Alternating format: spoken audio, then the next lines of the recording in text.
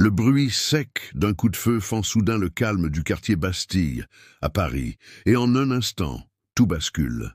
Stéphane Diakité, un homme noir d'une quarantaine d'années connu pour sa stature rassurante, se retrouve au centre de l'inimaginable. Un simple trajet, une course banale pour rentrer chez lui, se transforme en drame. Il a à peine le temps de sentir la chaleur cuisante de la douleur. Il baisse les yeux, voit le sang qui s'écoule et tache le trottoir, puis relève la tête vers Pierre Dumas, le policier blanc, qui vient de presser la détente. Autour d'eux, la vie semble suspendue, comme si le temps s'était arrêté, retenant son souffle face à l'injustice. Le téléphone de Stéphane glisse de sa main, frappe le sol et rebondit, ses notifications restant sans réponse. Ce geste, si insignifiant d'ordinaire, devient d'un coup le seul témoin silencieux de ce qui vient de se passer. Personne ne parle, pas un bruit, à l'exception du souffle court de l'air chargé de tension.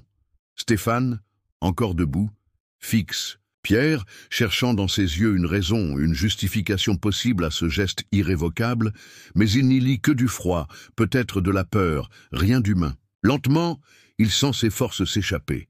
Ce qui était un après-midi quelconque en plein Paris s'enrobe soudain de gravité. Les passants s'immobilisent, figés entre la stupeur et l'incompréhension.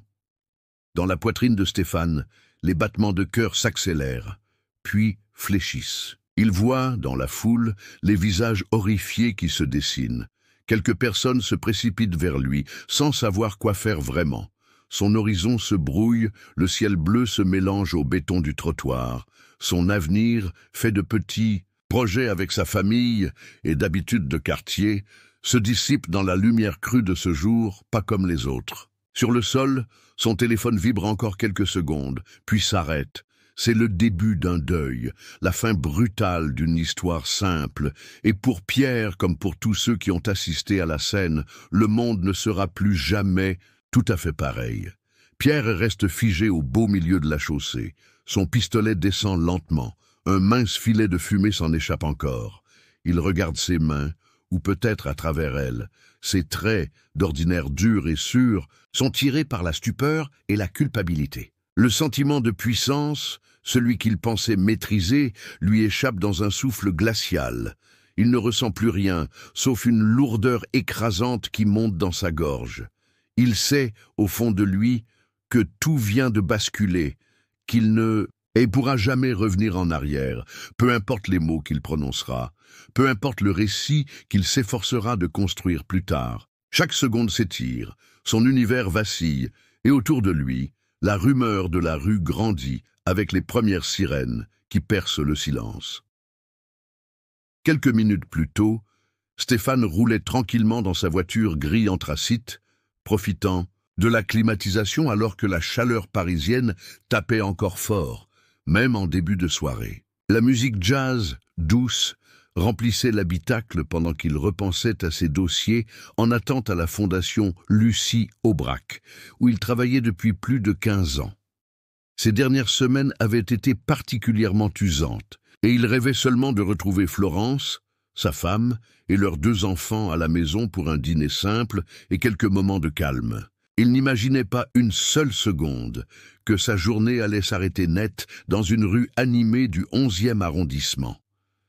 Rien ne le prédisposait à devenir ce symbole malgré lui. C'était un jour comme tant d'autres, où il suivait les feux, respectait les passages piétons, échangeait brièvement avec la boulangère du quartier. Pourtant, un simple contrôle de police, ce genre d'incident qu'il racontait parfois avec ironie à ses amis en soirée, a pris une tournure dramatique. Pierre, en uniforme impeccable, a braqué son regard sur lui d'une façon qu'on ne peut pas décrire, et soudain tout s'est précipité. Le dialogue s'est tendu sans raison, l'air s'est chargé de méfiance, et en un instant, le drame. Rien n'a été dit assez vite, tout a été jugé trop tôt.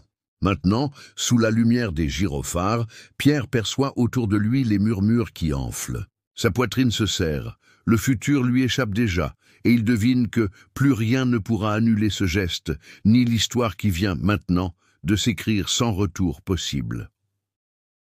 Sur le trajet pour rendre visite à sa mère, Stéphane se laissait aller à une douce anticipation. Il avait pris le temps de s'arrêter chez la boulangerie de Madame Morel, rue de Charonne, pour acheter ce fameux fondant au chocolat qui faisait sourire sa mère à chaque bouchée.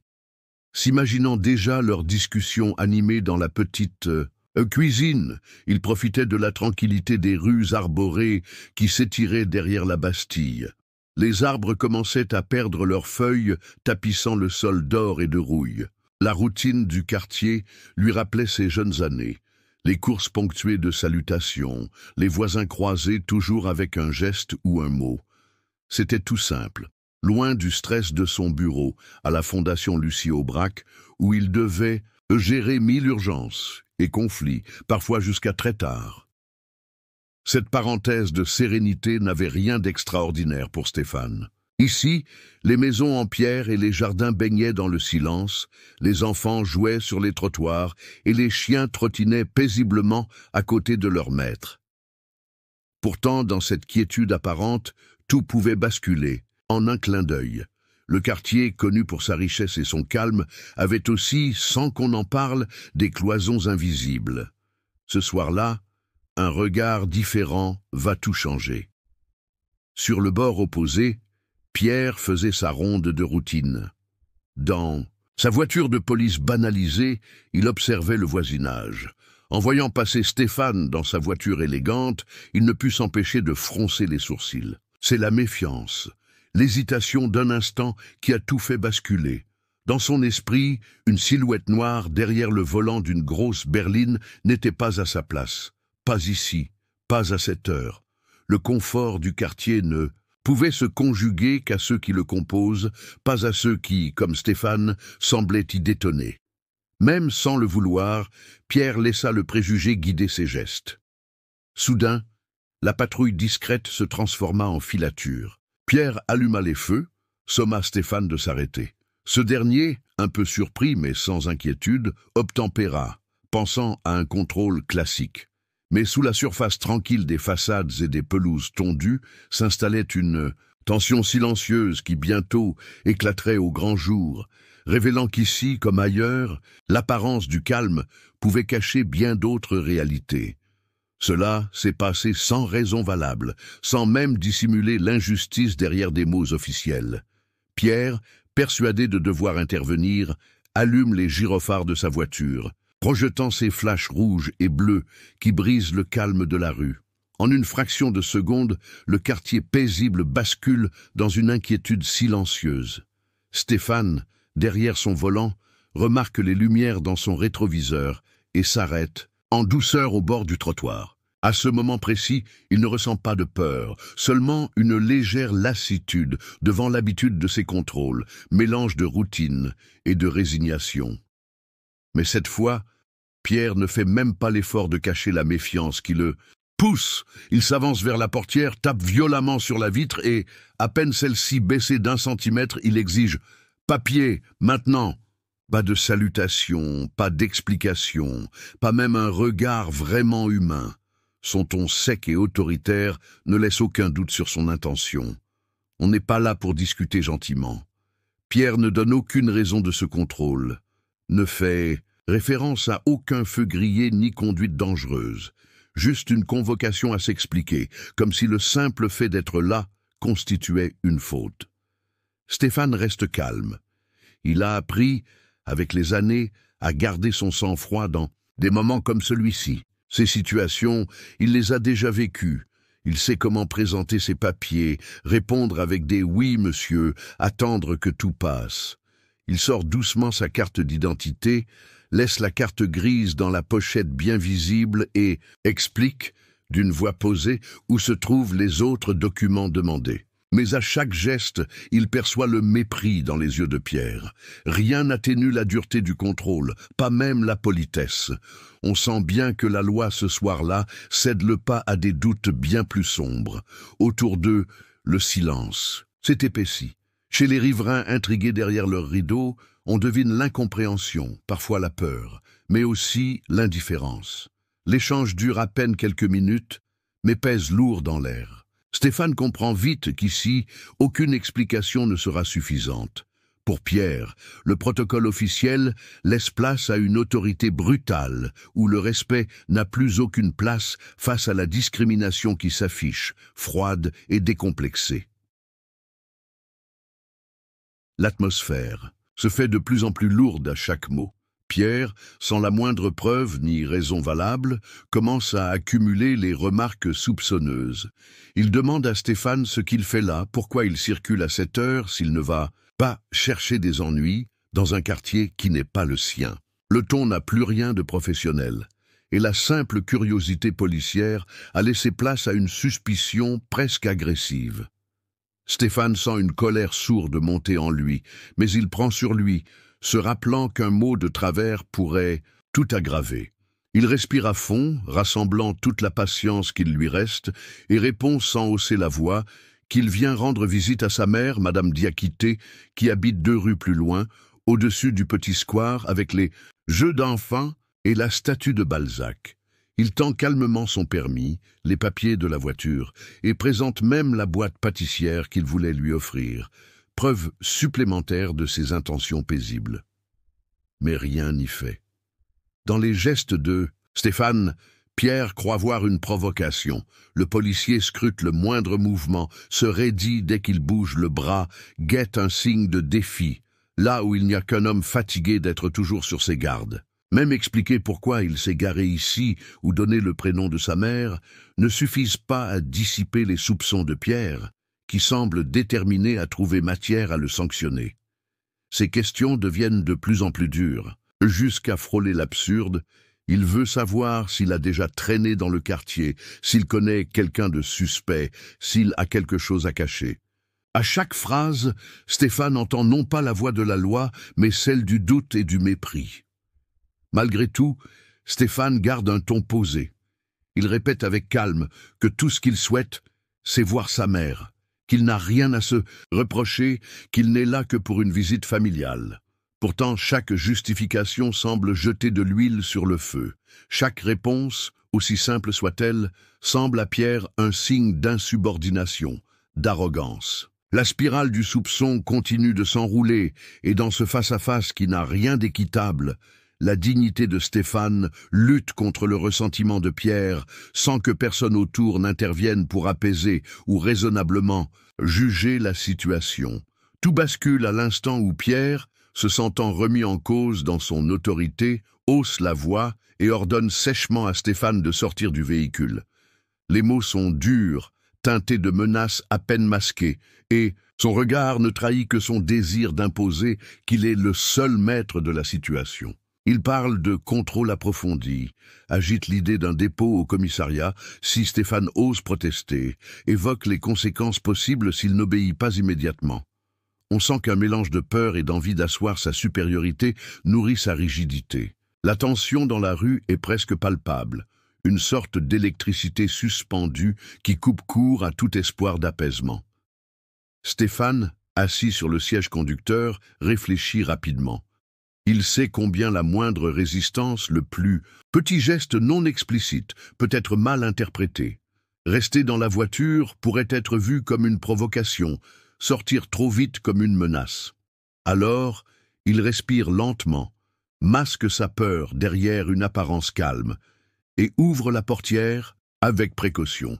Il garde les mains bien visibles, descend de la voiture très lentement, les yeux fixant le sol par réflexe. Ce n'est pas la première fois qu'il doit se plier à ce genre d'humiliation, mais cette fois, l'injustice lui pèse encore plus fort. Malgré sa volonté de coopérer, chaque détail de son attitude devient une interprétation négative. Pour Pierre, le policier lui intime de se tenir contre la portière, jambes écartées, mains sur le capot. Des passants commencent à ralentir. Certains s'arrêtent net en voyant la scène, mais personne n'intervient. Pierre, persuadé qu'il doit garder la main, élève la voix, lui lance des ordres sans laisser de place au moindre échange. La fouille corporelle s'effectue sur la voie publique, avec une raideur qui ne laisse planer aucun doute sur l'intention de le rabaisser, de lui rappeler qui commande. Pour Stéphane, chaque mot, chaque geste est une épreuve. Sa dignité vacille, mais il refuse de se laisser aller à l'agressivité. Pas d'éclat, pas de geste brusque, juste la volonté de rester debout face à l'injustice. Pourtant, il sent bien que sa posture paisible, au lieu de calmer Pierre, nourrit encore davantage la volonté du policier de prendre l'ascendant, de transformer une simple visite familiale en une scène de pouvoir et de mépris, exposée à tous, sous l'œil indifférent de la ville. Dehors, sous le regard indifférent de quelques passants et sous la lumière froide des gyrophares, Stéphane rassemble son courage. Malgré le malaise qui lui serre la poitrine, il redresse la tête. Il regarde Pierre droit dans les yeux, refusant de détourner le regard comme il l'avait fait trop souvent pour éviter les conflits inutiles. Cette fois, il refuse de se laisser humilier sans réagir. Il dit, d'une voix ferme, « Vous n'avez pas le droit de me traiter ainsi. Je mérite le respect comme tout citoyen. Ce contrôle est un abus. » Ces mots résonnent dans la rue, portés par la fatigue d'une vie à devoir prouver qu'il n'est pas une menace, qu'il est à sa place, un homme digne malgré l'injustice. Son ton ne laisse pas de place au doute, il ne se pliera plus à cette violence silencieuse.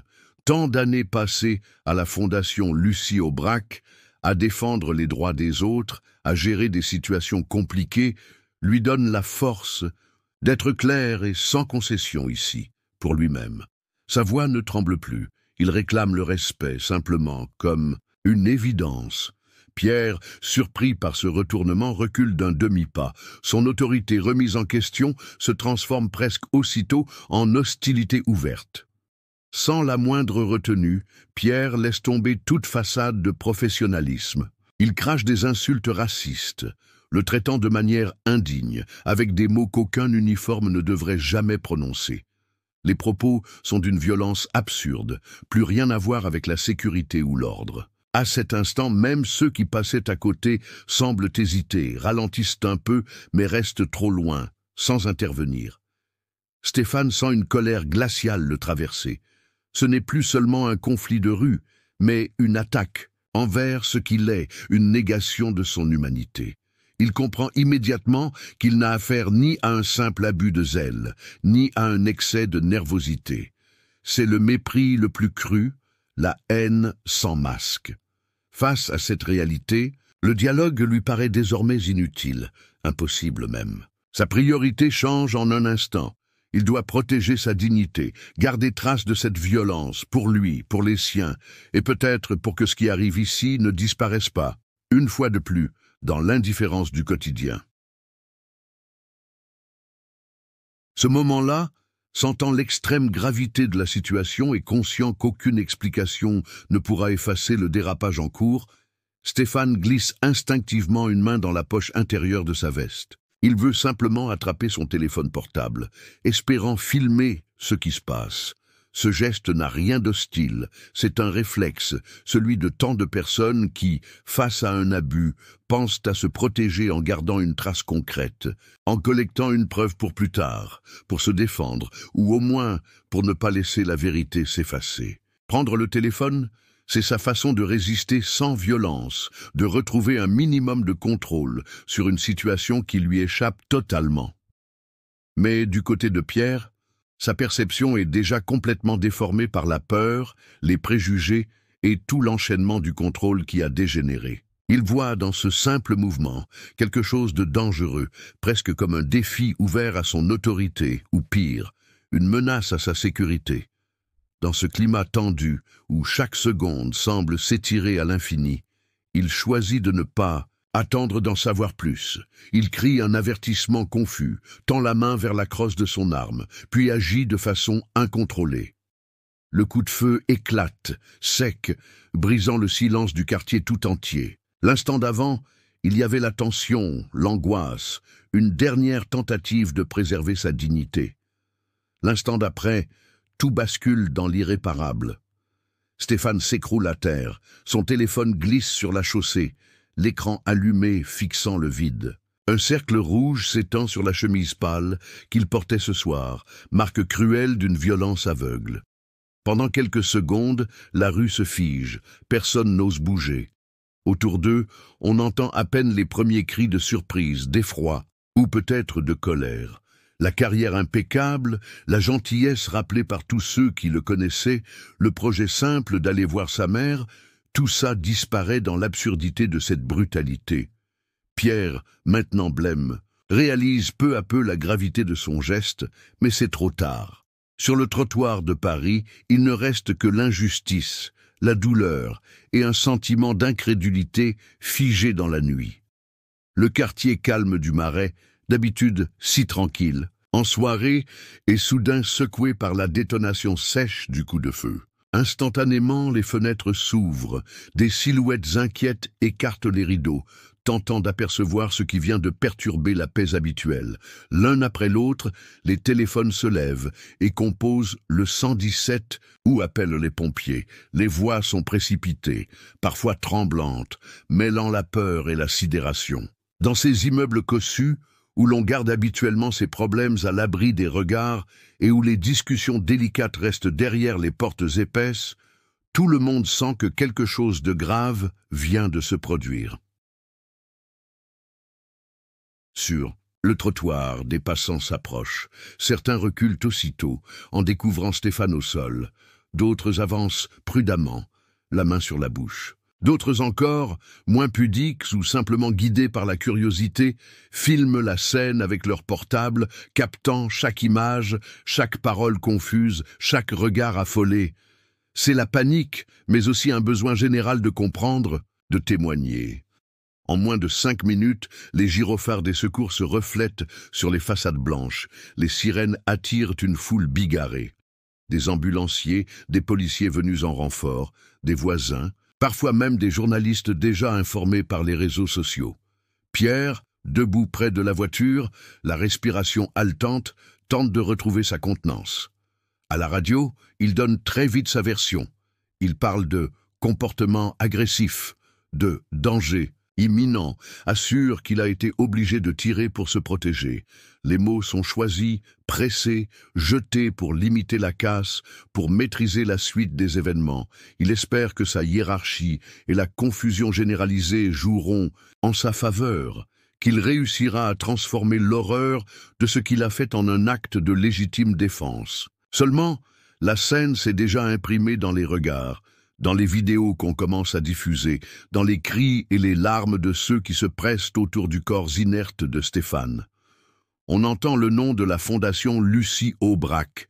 Certains reconnaissent son visage, murmurent son histoire. Son sang, répandu sur les pavés du Marais, fait écho à tant d'autres histoires tues derrière les façades bourgeoises. La version de Pierre ne parvient déjà plus à couvrir ce qui explose maintenant au grand jour.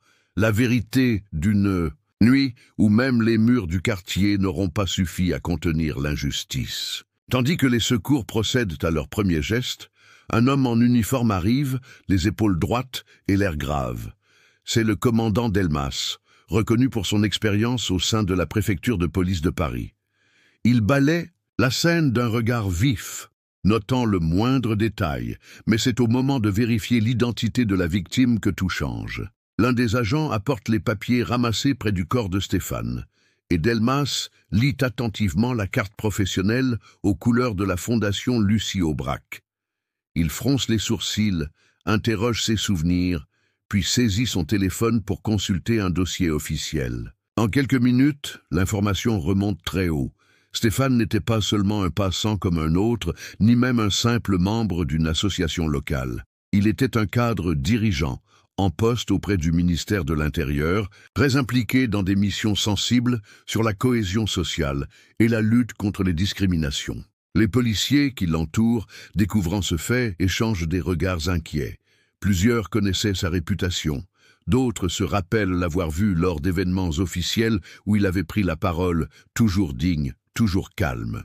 L'annonce de son identité se répand, d'abord en chuchotement, puis de façon plus nette, jusqu'aux journalistes présents. Pierre, qui croyait encore pouvoir cacher la vérité ou à la rigueur minimiser l'affaire, blanchit à vue d'œil. Ses collègues commencent à s'écarter de lui, certains baissant la tête, gênés ou saisis par la peur des retombées. Là où, quelques minutes plus tôt, régnait encore une forme de confusion, une certitude glacée s'installe, lourde de menaces. Le commissaire Delmas comprend vite que l'histoire va prendre une ampleur nationale, que rien ne pourra être étouffé. Il échange un regard grave avec la directrice d'enquête venue en renfort, Muriel, et tous deux acquiescent silencieusement devant l'évidence. À mesure que les minutes passent, la tension grimpe encore d'un cran. Les chaînes de télévision arrivent, les médias commencent à se masser derrière la ligne de policiers. Les voisins, témoins ou non, réalisent qu'ils viennent d'assister à autre chose qu'un simple fait divers. Pour Pierre, le poids de son erreur, la violence de son geste, lui coupe la parole. Plus personne ne croit à la version de la menace, tout le monde comprend que c'est une immense tragédie qui va secouer Paris et au-delà, peut-être jusqu'au plus haut niveau de l'État. La confirmation de l'identité de Stéphane fait l'effet d'une onde de choc. En quelques secondes, les radios et téléphones du commissariat s'emballent. Les lignes de la préfecture de police sont saturées par les appels des cabinets ministériels, du bureau de la première ministre, mais aussi de la fondation Lucie Aubrac elle-même. On sent la panique monter chez les officiers sur place. Le ministère de l'Intérieur exige des précisions. La présidence demande des rapports en temps réel. Et les syndicats policiers entrent en ligne, cherchant à défendre leur position avant même de connaître tous les détails. Ce n'est plus simplement une affaire de violence policière ou d'échanges tendus sur un trottoir parisien. L'économie du pays, déjà fragile, ressent l'impact de cette nouvelle tension sociale. Les places boursières réagissent par anticipation à la crise, les entreprises redoutant des mouvements de protestation ou une déstabilisation politique. Le climat général, déjà lourd après plusieurs mois de débats publics sur les discriminations, devient presque électrique. Dans ce tohu-bohu administratif, chaque mot prononcé, chaque document archivé compte. Les enquêteurs locaux, qui pensaient gérer un incident grave mais contenu, sentent désormais la pression immense qui vient d'en haut. Des responsables de la place Beauvau débarquent sur la scène, supervisant les procédures, recadrant les premiers messages à transmettre aux médias et multipliant les consignes de prudence. La nuit, à peine entamée, promet d'être longue, et toutes les personnes présentes sont conscientes qu'elles se trouvent à un carrefour où erreurs et secrets ne seront pas tolérés. Pendant ce temps, dans les couloirs du grand hôpital de la Pitié-Salpêtrière, Stéphane, entre la vie et la mort, est soigné par une équipe sous tension, filmée par les chaînes d'information postées devant l'entrée. Sa famille, prévenue en urgence, traverse la ville en silence, redoutant le pire. Le drame n'a plus rien de discret. Il envahit les unes des journaux, alimente les débats sur les plateaux télé et sur les réseaux sociaux. Au fil des heures, la situation glisse de la tragédie personnelle à une crise institutionnelle totale. Les noms, les visages, les parcours de chacun éclatent sur la place publique. Désormais, tout un système, des responsables politiques aux enquêteurs, se retrouve aspiré au cœur d'un ouragan dont personne ne maîtrise l'issue.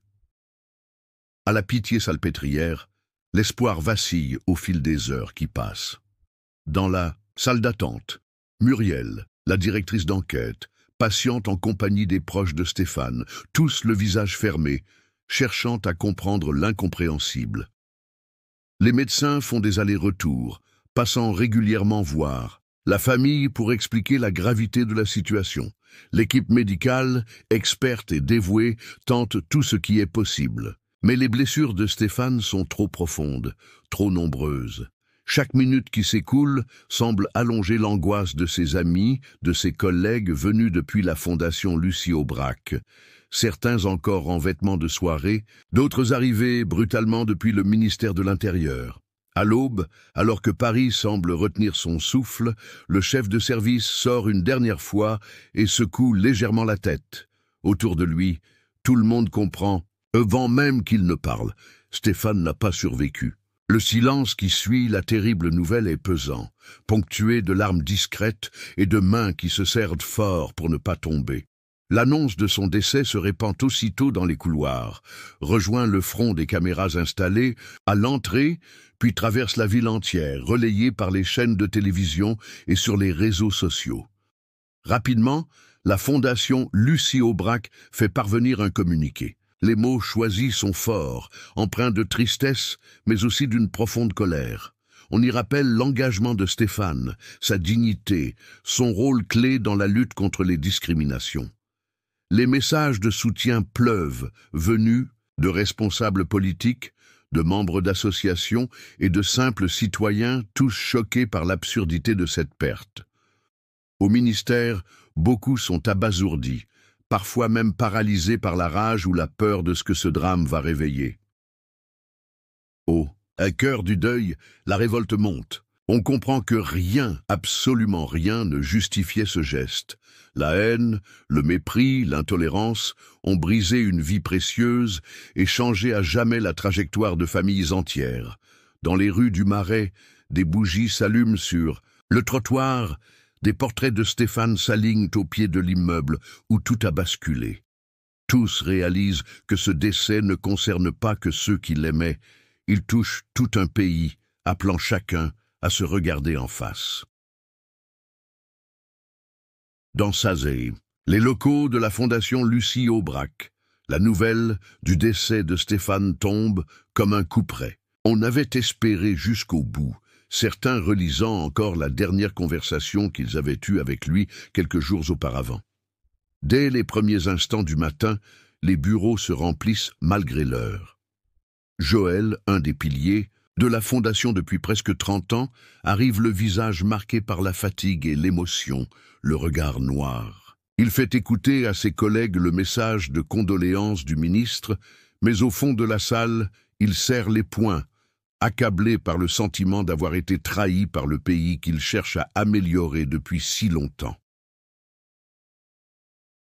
Le silence règne d'abord, entrecoupé de colère parfois contenue, parfois éclatée. On se sent impuissant et furieux, surtout face à l'impression d'avoir été abandonné. Rapidement, le ton change. Ce n'est plus seulement du chagrin, mais une volonté de ne rien laisser passer. Joël se lève, réunit tout le monde autour de la grande table du Conseil. Il dit d'une voix grave que si la France veut être fidèle à ses valeurs, alors c'est maintenant qu'il faut tout remettre sur la table.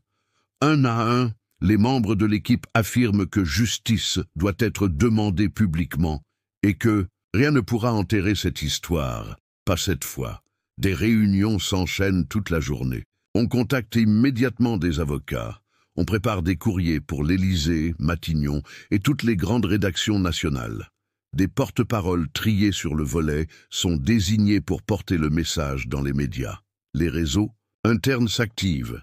Julie, responsable de la communication numérique, compile toute la documentation sur Stéphane, ses valeurs, ses combats, pour une publication sur le site et les réseaux sociaux. Personne ne veut laisser la moindre faille où l'oubli pourrait s'installer. Tout le monde comprend que la Fondation doit parler d'une seule voix, ferme et claire. Au fil des heures, le mot d'ordre se confirme. Il faut la vérité, toute la vérité et des actes. Des personnes haut placées de la Fondation Lucie Aubrac démarchent des parlementaires, organisent des conférences de presse et rappellent aux décideurs que, dorénavant, aucune institution ne pourra se défausser dans le silence. Plus une question de vengeance, mais de responsabilité collective, pour Stéphane et pour tout ce que représente la dignité humaine. L'action résolue de la Fondation Lucie Aubrac ne tarde pas à faire trembler les plus hauts sommets du pouvoir. Dès la fin de l'après-midi, Joël, entouré de son équipe, lance une série d'appels personnels, certains directement vers les députés de Paris, d'autres aux sénateurs en charge des commissions des droits de l'homme. On contacte aussi les responsables des régions voisines, les préfets des grandes villes, ainsi que les procureurs. Pas une institution ne reste à l'écart. Le message, répété et martelé à chaque conversation, est sans équivoque. Cette fois, la Fondation suivra chaque développement, surveillera chaque décision et n'hésitera pas à dénoncer publiquement le moindre écart. Il ne sera plus possible de refermer le dossier sans justice et toute tentative de dissimulation rencontrera une opposition frontale. Dans les médias, l'affaire prend de l'ampleur. Les plateaux télé invitent sans relâche des représentants de la Fondation. qui parlent au nom de la famille de Stéphane, mais aussi au nom de toutes les victimes restées silencieuses jusqu'ici. Chaque soir, un nouveau reportage donne la parole aux proches, aux collègues, aux personnalités publiques indignées par la tournure des événements. Les chroniques, les éditoriaux, les débats politiques se succèdent, transformant Paris et surtout le quartier du Marais en épicentre d'une controverse dont l'écho se répand dans le pays entier. Au commissariat central, Philippe, le chef de la police locale depuis plus de 20 ans, n'a jamais ressenti pareille tension de toute sa carrière. Il assiste aux réunions de crise, les bras croisés, son visage fermé pendant que ses adjoints exposent les dernières informations, que les téléphones n'arrêtent pas de sonner. En quelques jours, il comprend qu'il n'est plus question seulement de soutenir un collègue, mais de faire face à la possibilité d'une remise en cause totale de la police parisienne. Le dilemme est brutal. Soutenir Pierre, l'agent. Impliqué dans la mort de Stéphane, ce serait provoquer une colère immense et durable, peut-être même des mouvements de rue. Mais le laisser porter seul la responsabilité pourrait aussi démoraliser les effectifs et nuire à la confiance à l'intérieur même du commissariat. Philippe songe à son engagement pour le service public, à ce que signifie vraiment la justice. Il sait que le regard de la Fondation, mais aussi de millions de citoyens, restera rivé sur sa décision. Le choix s'impose à lui.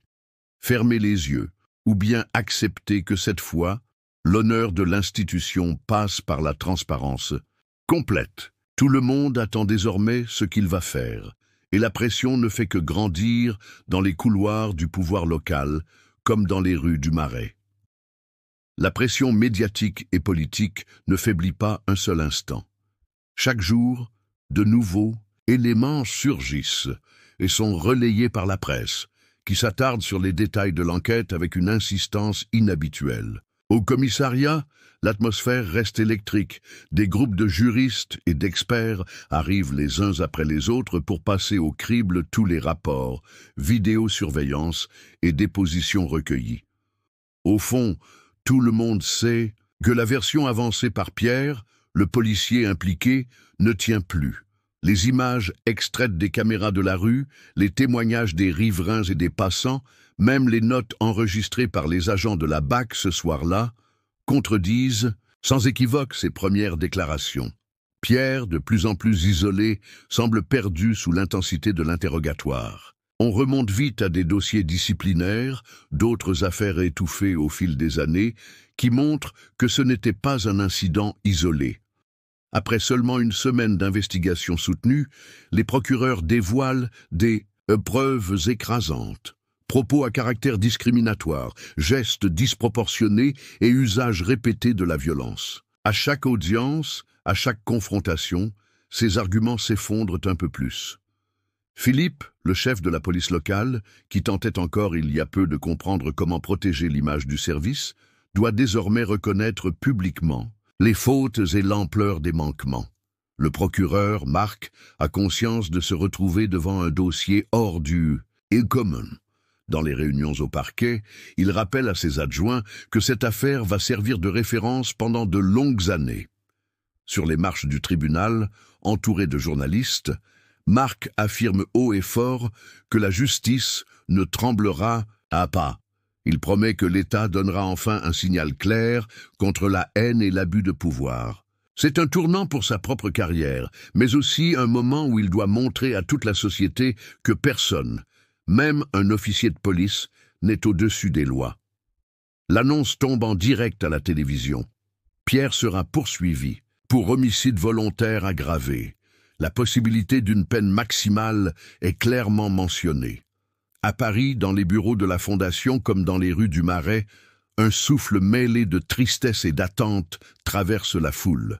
Tout le monde comprend que la justice devra enfin passer, avec la transparence qu'on exige depuis le début, même si rien ne rendra Stéphane à ses proches. L'annonce de l'inculpation de Pierre fait l'effet d'un raz-de-marée. Les journaux télévisés ouvrent tous leurs éditions sur le drame du Marais. Chaque site d'actualité propose un suivi minute par minute et les hashtags liés à l'affaire deviennent viraux sur les réseaux sociaux. Les députés prennent la parole à l'Assemblée nationale, certains appelant à des réformes immédiates des pratiques policières, tandis que d'autres réclament le respect strict de la procédure pour éviter tout dérapage hâtif. Les associations de défense des droits humains expriment leur satisfaction de voir la justice engagée, mais rappellent que le chemin vers une société plus juste est encore long. Au sein de la fondation Lucie Aubrac, c'est l'effervescence. Chacun reçoit des dizaines de messages et de demandes d'interview, mais personne n'attire autant l'attention que Claire, la veuve de Stéphane. D'une voix grave mais assurée, elle prend la parole pour la première fois devant les caméras installées à l'entrée du cimetière du Père-Lachaise. Malgré sa peine visible et la fatigue qui marque ses traits, Claire réussit à toucher le cœur du pays. Elle choisit ses mots avec soin. Elle ne demande pas la vengeance, mais l'honnêteté, la transparence et l'engagement de tous pour que plus personne n'ait à connaître une douleur semblable. Le jour des funérailles, la foule est nombreuse. De grands élus sont présents, ainsi que plusieurs figures connues du monde associatif, des artistes et même des responsables de la police nationale venus manifester discrètement leur tristesse et soutenir la famille. L'émotion est palpable. Certains pleurent en silence, d'autres se tiennent par la main, portés par l'unité nationale que ce drame inspire. Les agents municipaux veillent à la sécurité, mais la plupart des gens sont simplement venus déposer une rose, une lettre ou une photo en mémoire de Stéphane. Claire, quand elle prend la parole au pied du cercueil, ne flanche pas. Son discours, sobre et poignant, circule rapidement sur tous les médias. Elle parle de Stéphane, de leur enfant, de leur vie simple et heureuse avant cette nuit tragique, mais elle évoque aussi le devoir de se battre pour une justice qui protège au lieu de détruire. Ce moment de recueillement devient alors un cri lancé à toute la France, un appel à transformer la peine collective en espoir. Dans les jours suivants, beaucoup la voient comme une figure de changement, et autour de son courage, un nouvel élan pour la justice et l'équité se dessine peu à peu dans tout le pays. Le procès de Pierre devient vite l'un des événements les plus suivis du pays. On en parle partout, à la une du Monde, sur les ondes de France Inter et jusqu'aux réseaux sociaux où chacun y va de son opinion. Sur le parvis du tribunal de Paris, la foule se masse chaque matin, bien avant l'ouverture des portes. Il y a là des vétérans en uniforme bleu marine, des familles entières venues exprimer leur solidarité, de jeunes militants contre les discriminations et bien sûr des journalistes, carnet à la main, prêts à relayer chaque détail entendu ou aperçu. La tension est palpable dès l'entrée dans la salle d'audience. D'un côté, les amis de Stéphane, sa famille, Claire assise au premier rang comme un roc, leur regard chargé d'émotion. De l'autre, les collègues de Pierre, certains tendus, d'autres mal à l'aise, parfois prêts à éviter le regard des caméras. Dans cet espace feutré, les avocats, robes noires sur les épaules, échangent à voix basse en attendant l'arrivée du président du tribunal. Dès les premières minutes, le ton est donné. Marc, le procureur, énonce calmement les faits et pièce par pièce déroule le dossier. La vidéo de surveillance, les analyses de balistique et surtout les enregistrements sonores de la soirée. Il s'arrête longuement sur la nature des propos tenus par Pierre, ouvertement raciste, et sur le déroulement de l'intervention où rien ne justifiait la violence déployée. Les témoins défilent. Certains racontent, la voix brisée, comment ils ont assisté à la scène. D'autres, policiers eux-mêmes, avouent maladroitement leur malaise face à un collègue dont ils ont longtemps ignoré ou minimisé les excès. Ce jour-là, la parole semble se libérer. Même des agents chevronnés reconnaissent avoir fermé les yeux sur des comportements problématiques par peur de se retrouver mis à l'écart. La salle comprend que ce jugement n'est pas seulement celui de Pierre, mais aussi celui d'un système qui trop longtemps a laissé passer l'inacceptable. À la sortie, l'atmosphère est lourde. Les débats s'annoncent longs et éprouvants pour tout le monde, mais nul ne doute que la France entière suivra chaque étape, espérant qu'enfin la justice prendra le dessus sur l'habitude du silence. Au fil des audiences, la tension grandit dans la salle du tribunal de Paris. On atteint le moment où Claire, la veuve de Stéphane, est invitée à s'exprimer à la barre. L'atmosphère, déjà lourde, devient presque irréelle. Tout le public retient son souffle quand elle se lève, serrant dans ses mains un foulard que Stéphane lui avait offert pour leur 10e anniversaire. Face aux juges et aux jurés, Claire garde une étonnante dignité.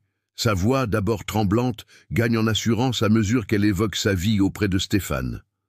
Leur rencontre sur les bancs de la fac, leur promenade du dimanche, le long du canal Saint-Martin, les soirs tranquilles, passés à rêver d'avenir, les petits rituels quotidiens que seule une longue histoire d'amour rend précieux.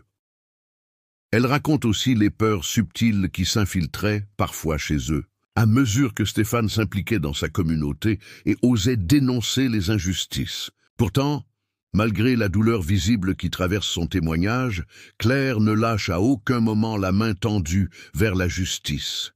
Elle explique qu'au-delà de sa propre souffrance et de celle de leur fils, c'est pour tous ceux qui, partout, en France, vivent dans la crainte des mêmes abus qu'elle demande un changement. Elle ne veut pas que ce procès se transforme en un règlement de compte ou en simple vengeance. « Je veux que la justice répare, pas qu'elle enfonce davantage », dit-elle doucement. Son intervention bouleverse l'Assemblée. Plusieurs jurés essuient discrètement une larme, et même certains policiers semblent touchés. Le portrait qu'elle brosse de Stéphane, loin de toute caricature, donne un visage humain à la victime, renforçant la gravité de la perte et la nécessité de vérité. Les médias sortent de la salle en silence, conscients que ce moment vient de marquer le procès de façon irréversible. Pendant ce temps, la défense de Pierre patine. L'avocat s'accroche tant bien que mal au récit d'une confusion, d'un geste mal interprété, d'une pression impossible à gérer. Mais rien ne vient contrebalancer la montagne de preuves démontrant l'abus et les propos à caractère raciste. À mesure que les arguments s'épuisent, l'opinion de la salle, déjà attentive, se cristallise. La justice doit passer, ferme mais juste, pour que la mort de Stéphane ait un sens dans l'histoire collective. Les journées d'attente pèsent lourdement sur toutes les épaules, que l'on soit juré, avocat, proche de la victime ou simple citoyen suivant l'affaire. Dans la salle d'audience, le moindre bruit résonne alors que chacun attend le retour du jury. Au matin du 6e jour de délibération, la présidente du tribunal prévient que la décision sera rendue publique sous peu.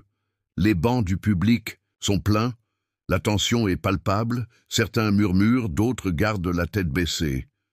Quand enfin les jurés réapparaissent, le silence devient total. L'un d'eux, la voix blanche, annonce « Pierre est déclaré coupable d'homicide volontaire, avec la circonstance aggravante d'avoir agi sous l'emprise d'une haine raciale. » Il explique que les éléments réunis ne laissent aucun doute sur les motivations de l'accusé ni sur la préméditation de son geste.